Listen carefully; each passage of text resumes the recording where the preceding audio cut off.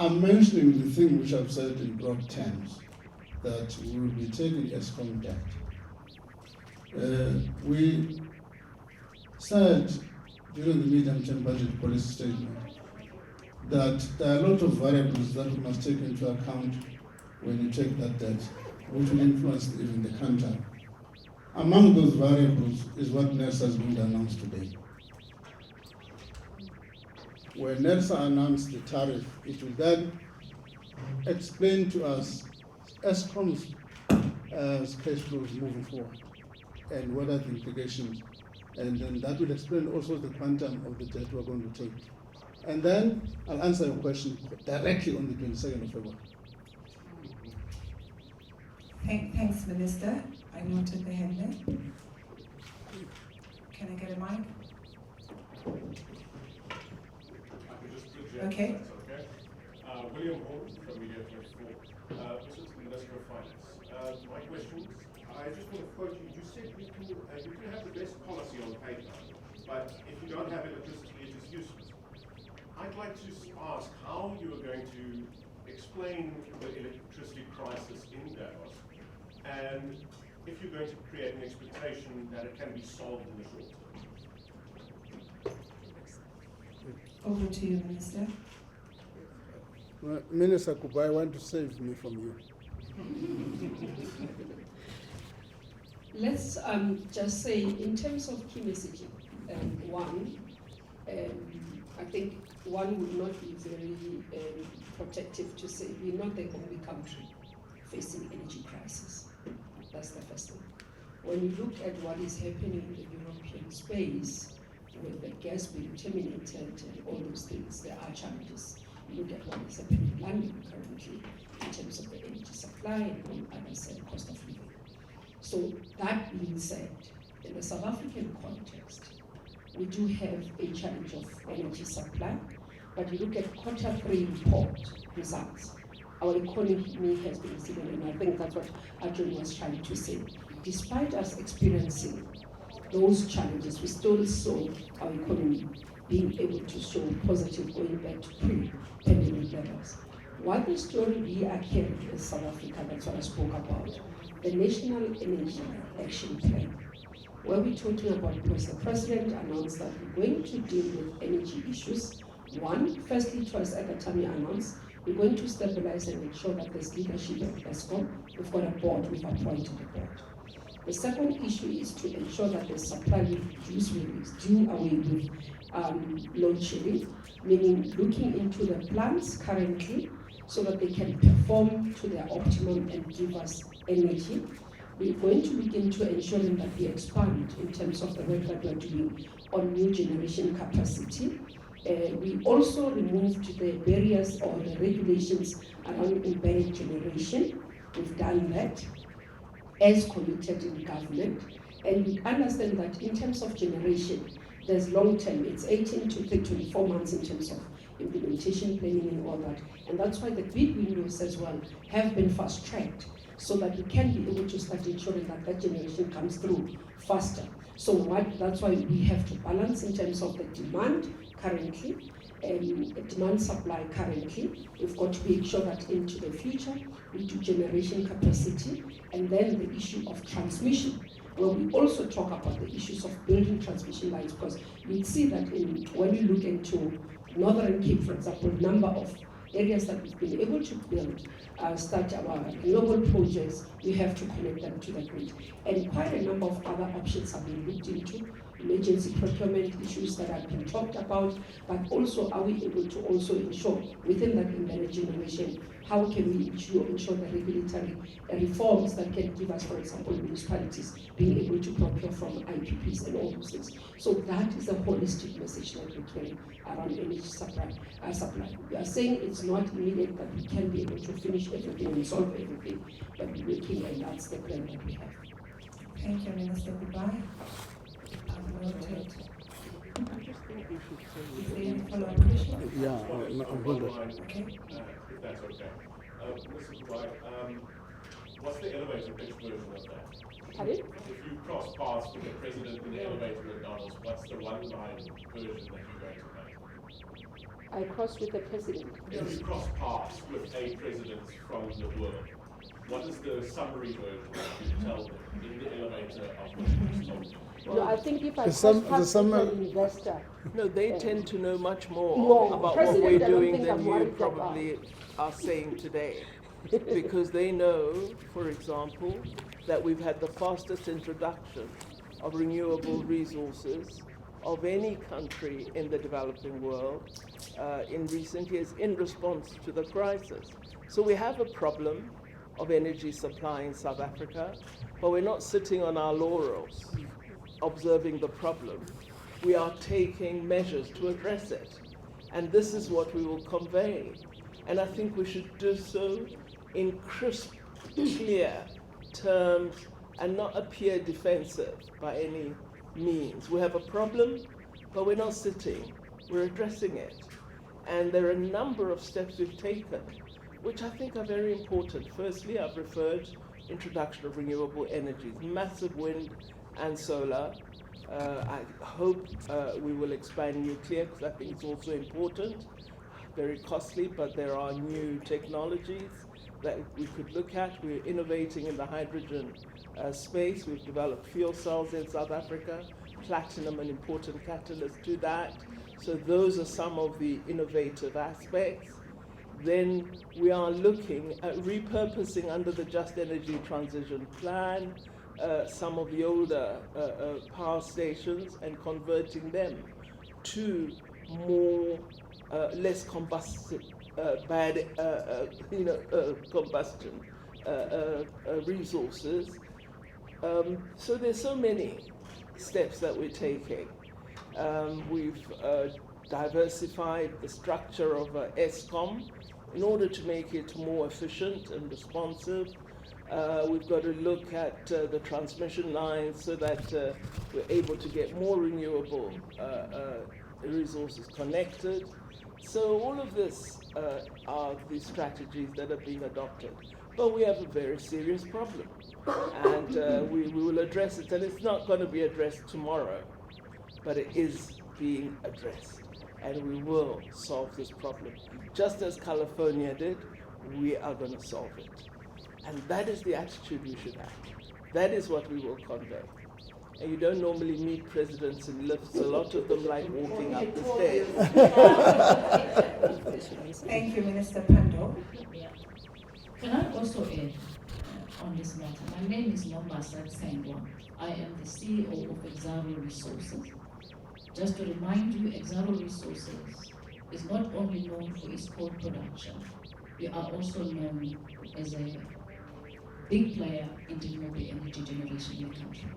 So if we allow, as we are in Davos, we allow the government to speak alone, it will sound defensive. But if we're there as business, speaking and testifying, firstly, as to how to succeed and doing business in this country, despite the energy constraints that we have. Because we do sit year in, year out, reporting very good results, having survived, and I think Adrian mentioned this, because we're so resilient. Really, our people in this country have been resilient to make sure that we do overcome some of these challenges. And therefore, we need to really testify. And then in terms of renewable energy, if we talk to what Exaro is doing as a producer of renewable energy, what is our growth strategy? How do we see ourselves supporting ESCOM in terms of making sure that we feed more green electrons into the grid? We will talk very specifically about projects of embedded energy, our own self-generation, what we're doing to expand beyond the capability that we have, even in Mpumalanga. So that story, I think that the minister is talking about, will be so much more of a reality. Thank you. May I take an expression? Good morning, ministers. Naledi Ngabo, SABC News. My question is still with regards to the grey listing. We do understand that the South African delegation is going to be meeting the WEF and Morocco to discuss this further. Get there now. How confident are you about these engagements as things stand? Do you think that South Africa has averted or will be able to avert any repercussions that may come out of this engagement? And if things should not go your way or the way that you hoped, to what extent do you think it will affect the country's investment case going into Davos? Thank you, Nami. You can move on. Before you answer, Minister, can I take permission?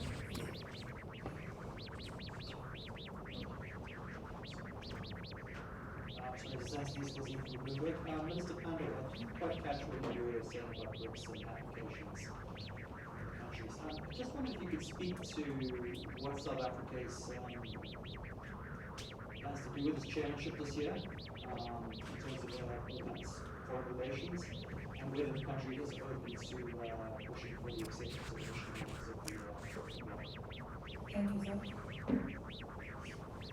Good morning, ministers. My name is Oscar Duma. I'm from District 702. Just as a question based on what the Minister of Public Enterprise and Public Government said, it's public, so I would expect that some delegates or people who meet in Davos will be asking this question. So he said that ESCOM basically needs more money to buy diesel in the interim, but that money is not being given. How are you going to explain that as part of the solution to address the crisis we're facing in the short term? But also, there's an issue of, he's also said that there's a refusal by the Department of Mineral Resources and Energy to grant a wholesaler license to ESCOM a wholesaler license for diesel, and do you share these particular sentiments? Thank you, Oscar. Now for two ministers. I'll come to the license. Do you want to take the Is BRICS? it me? The All right. BRICS Yes, one. certainly. You take the. Well, what I was the whole saying thing. is that I think there are significant opportunities for South Africa within the context of BRICS, given our close alliance to particularly the large global economies, India, China and Brazil. I think there are opportunities that South African business could look into much more closely than we have done up to this point. Brazil has often spoken to us about their use of green fuels, for example, which we've not done much work on in South Africa. We could draw on that expertise as one of the areas of new growth for South Africa. China is a fantastic export opportunity for us. We have done a great deal with respect to mineral resources as well as citrus and other food products. Recently, beef has been a big export outlay for South Africa. So I'm saying use the BRICS friendship to really grow our business platform and the relationship with significant global players. The second point is that the world is changing in very worrying ways. The complexity introduced by the current very hostile, difficult global environment means countries are searching for like-minded partners throughout the world. And many countries are finding that the approach of BRICS is one that they would like to be part of. The focus of BRICS, which is largely developmental, is a focus they would wish to become a party to.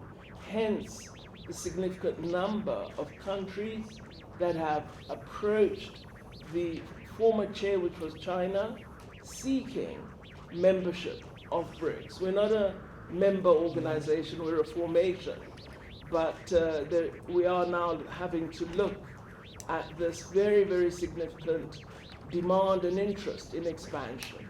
What we decided to do was to work on a set of criteria because we wouldn't want to so mix the forum that it begins to reflect, a set of values and principles which are not shared by the BRICS members.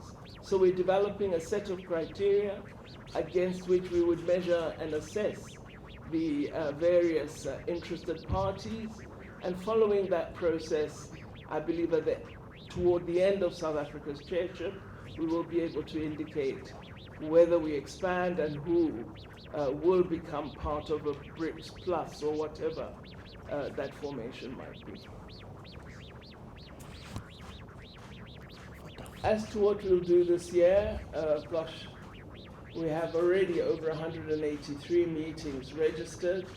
The BRICS family is a very active one. We're active with women in business, we have the Business Council, we have think tanks from all the BRICS member states, we have an academics forum, we have a number of research initiatives in water, hydrogen, astronomy sciences, a whole range of activities form part of the year in which either of the countries chair BRICS. Our focus will be increasing economic partnership in a post-COVID context, and looking in particular to the African continent as an area of interest for the BRICS family. There are two aspects to the grey listing part. I can't remember the abbreviation. I don't want to use it. I missed.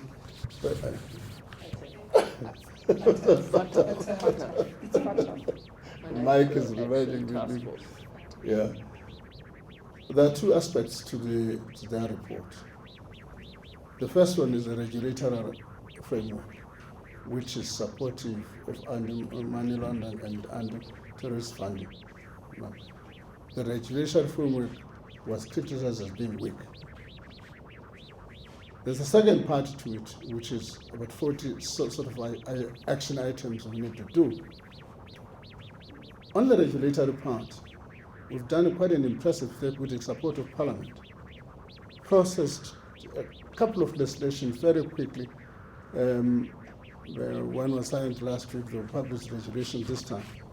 So on the regulatory front, we can tick the box. What we need to do, convincing, is on the action side. There's some work which has been done. If you look at the report submitted to Parliament by the President, also lists a lot of actions that have been done. As we speak now, we have about 51 government officials from all the various departments that are affected, whether it's NPD, Justice, Police, and so on and so on, attending the meeting in Morocco. It's a presentation which we are making, quite an impressive presentation. Then in February, 23rd, 25th,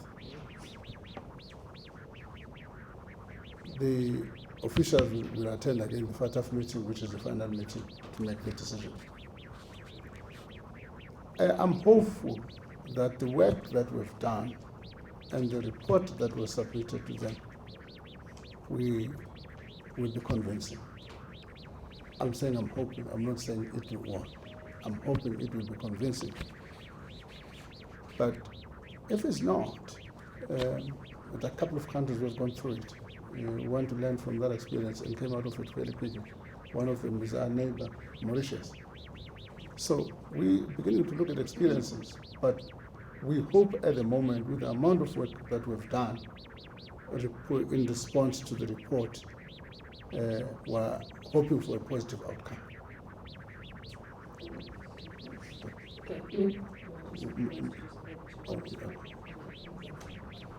Thanks. Perhaps just to add a little bit to the FATF environment. Many of you may have heard me talk before to think of anti-money laundering as a bit like a relay race. First and foremost, you need the rules of the race, and our rules were not up to global standards, and those rules have now found their way through Parliament, so I think we can give ourselves a tick there.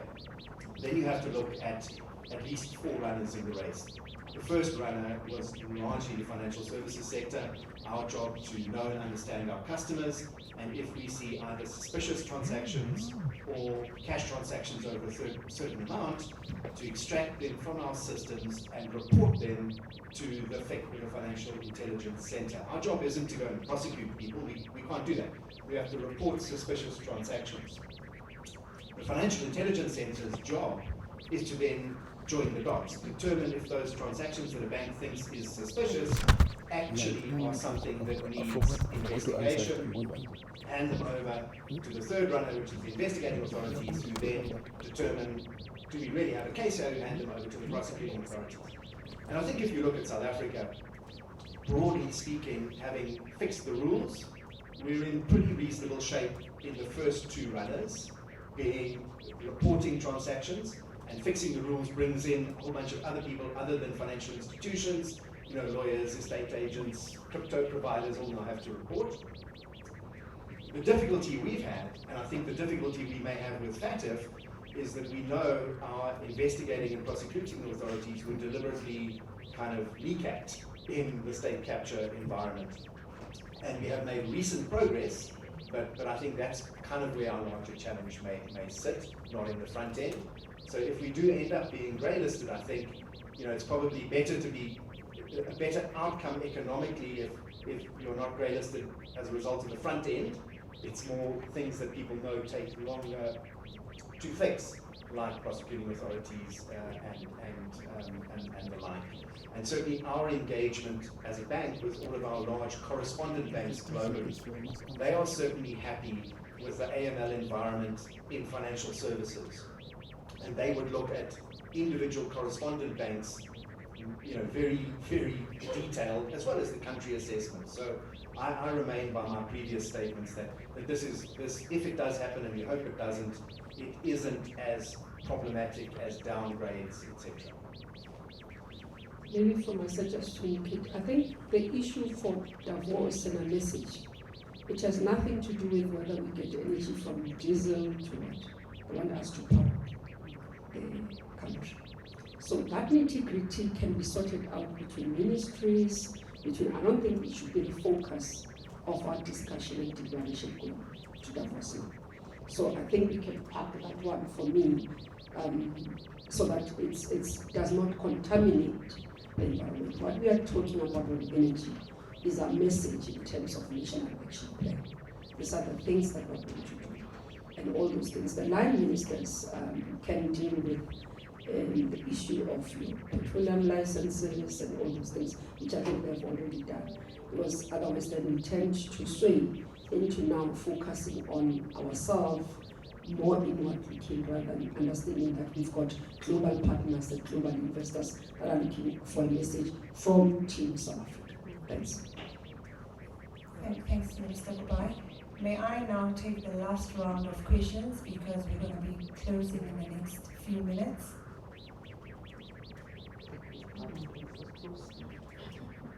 Colleagues, is there anybody who has a question? This is the last opportunity.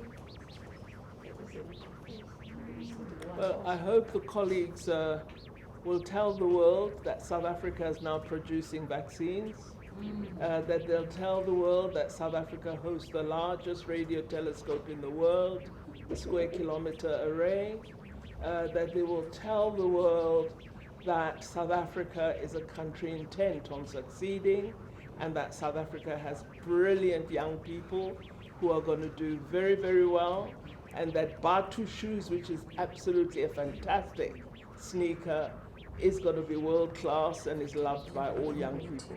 I hope out of what we convey, we do have some stories about our country that show the positive of South Africa without hiding the ugly. Thank you very much. Thank you, Minister Pando. Colleagues, I only one question and then I will allow the essay close. Thank you, Minister Kubai.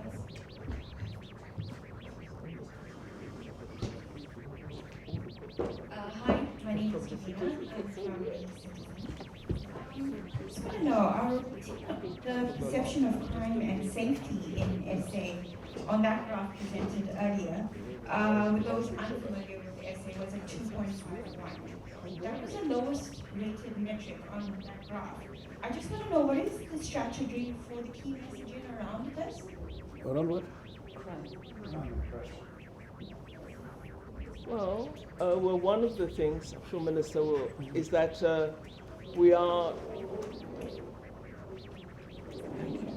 we're improving the training of our police personnel, and in addition have increased the number of personnel on the ground in South Africa. So we are getting police out on the ground patrolling.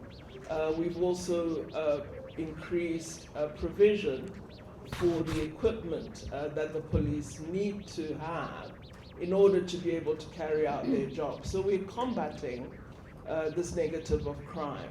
We also are involving our communities with community policing fora, of which I hope each one of you is a member, or a neighborhood watch in your neighborhood, because this is a battle that all of us need to fight together. Crime is a very serious problem. Gender-based violence is one of our worst features of our society, but all of us are taking steps to combat this.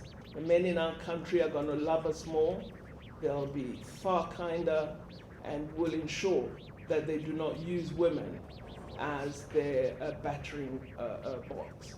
So more police on the ground, boots on the ground, more community policing, greater community involvement, alertness, and teaching new values and principles in our society so that everyone knows that we should stop crime.